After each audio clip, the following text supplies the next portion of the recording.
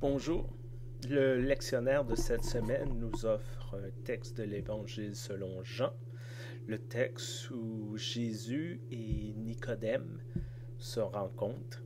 Nicodème, un pharisien, de ce qu'on comprend du texte, quelqu'un quand même d'assez important, et qui va rencontrer Jésus de nuit. Et beaucoup de théologiens, beaucoup de commentateurs des textes bibliques ont essayé d'expliquer pourquoi cette rencontre a lieu la nuit.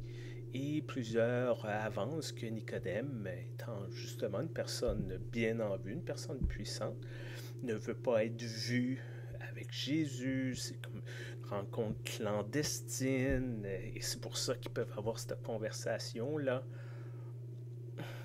Plusieurs de ces personnes-là oublient que l'Évangile selon Jean est un évangile qui n'est pas comme les trois autres, qui sont synoptiques, qui sont surtout basés sur un aspect plus chronologique.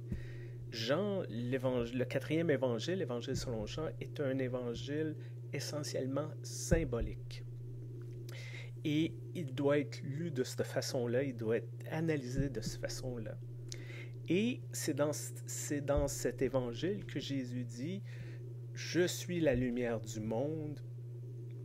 Et cette lumière-là, et cette idée-là de la lumière est très présente.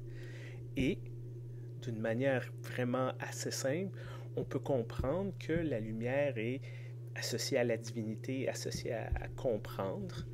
Et en opposition, l'obscurité, la nuit, c'est des gens qui ne comprennent pas ou qui ne reconnaissent pas Dieu, qui ne voient pas que Jésus est le Sauveur, qu'il est le Fils de Dieu, qui est celui qui apporte les enseignements de Dieu. Donc, Nicodème, s'ils arrivent à la nuit, et là, c'est un peu comme s'il a les yeux fermés, c'est comme s'il a l'esprit fermé. Et ils ont cette discussion-là, mais ils ne sont pas capables de se parler. Jésus parle, on dirait que Jésus parle de quelque chose, puis Nicodème parle d'autre chose, ou pas capable de s'accrocher à Jésus. Jésus dit, il faut renaître. Et Nicodème dit, comment ça marche? On ne peut pas retourner dans le sein de sa mère, on ne peut pas redevenir un bébé. Et Jésus dit, non, tu comprends rien. Tu comprends rien. Jésus parle d'une manière un peu plus imagée. Et Nicodème, il reste vraiment au pied de la lettre. Et d'une manière un peu paradoxale, on revient à l'analyse de ce texte-là. Souvent, les gens vont y aller au pied de la lettre lorsqu'ils vont analyser les écrits bibliques, lorsque visiblement, ces écrits bibliques sont des images. Ils ne sont pas faits pour être lus littéralement, mais pour être lus comme des images, comme des histoires qui évoquent quelque chose. Et je pense que c'est ça des fois. On est au même niveau que Nicodème. On s'enfarge pas dans les fleurs du tapis, mais dans les virgules du texte.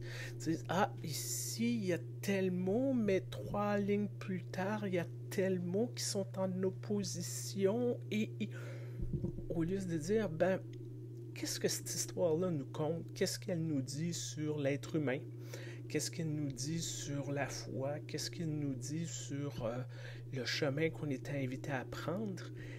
Et c'est là, je crois, qui est la force des textes d'Évangile, qui est la force d'un texte comme celui d'aujourd'hui, qui nous dit, oui, Jésus utilisait des images. Puis qu'est-ce que ces images-là nous enseignent? Puis on peut rester accroché sur les mots, ou on peut prendre un recul puis voir quelque chose de plus grand.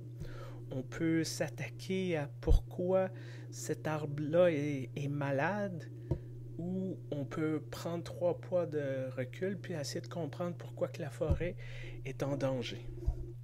Et je vous souhaite ça cette semaine, d'être capable de voir, les anglophones disent « the big picture », d'essayer de voir une vie d'ensemble, pas nécessairement focusser sur les petites choses de la vie, mais d'essayer, qui peut-être sont importantes ces petites choses-là, mais d'essayer de voir c'est quoi le grand problème ou les grands enjeux de notre société, puis de travailler peut-être l'un et l'autre et peut-être pas nécessairement être pogné toujours dans éteindre un feu après l'autre, mais d'essayer de voir, c'est quoi les tendances ici? Qu'est-ce que je pourrais changer? Qu'est-ce que je pourrais changer en moi?